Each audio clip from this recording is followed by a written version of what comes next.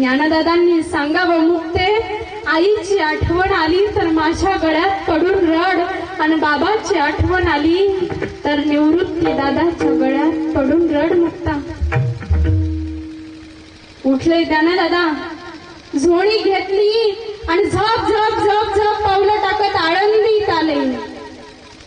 एका दारापुढे येऊन थांबले. माय दार उघड, भिक्षा वाढ माय, भिक्षा वाढ. दार उघडलं, आतमधून बघितलं तर काय, ए संन्यासाच्या कार्ट्या, सकाळी सकाळी आलास करे, थोबाड दाखवायला चाल, चालता हो इथून. धाड दिशी दार बंद केलं. पुन्हा दुसऱ्या दारापुढं पुन्हा तोच प्रसंग. पुन्हा तिसऱ्या दारापुढं.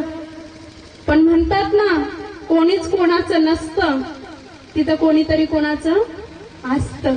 एक बाई पसाभर पीठ घेऊन आली, ज्ञानदादाच्या झोळीत टाकलं, म्हणाली, बाळा लवकर जा, कोणाला दिसू नको बाळा, लवकर जा. ज्ञानदादाच्या चेहऱ्यावर आनंद मावेनासा झाला. माझी मुक्ता 8 दिवस झाले जेवली नव्हती, आता तिला पोटभर खायला मिळेल. चेहऱ्यावरती हास्य उमटत आहे ज्ञानदादाच्या, आणि झप झप झप झप पावलं टाकत निघाले. तेवढ्यात घोड्यावरून विसोबा खेचर आला. आणि विसोबा खेचरचं लक्ष गेलं ज्ञानदादाकडं. ए नान्या, ए संन्यासाच्या कार्ट्या, काढ नसत्या झोळीत, दाखव इकडं. फार दिवशी ती झोळी ओढून घेतली, आतमध्ये बघितले तर काय, कोरडा शिदा. ए संन्यासाच्या कार्ट्या, चोरून आणलंस ना रे हे, चोरून आणलंस म्हणून ती झोळी खाली उधळून लावली आणि चालता झाला.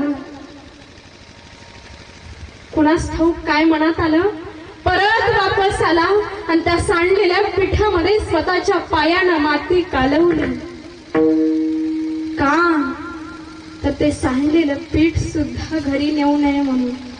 ऐका कलेची महिमा. असत्यासी रिझले जना, पापादिती अनुमोदन, करती हेळन संतांचे. नाही कळले हो संता मला, ज्ञानोबांचं ज्ञान नाही कळलं, मुक्ताईचा विह नाही कळला, सोपान काकाची साधना नाही कळली, निवृत्तीचा एकांत नाही कळला. नाही कळले संत आम्हाला.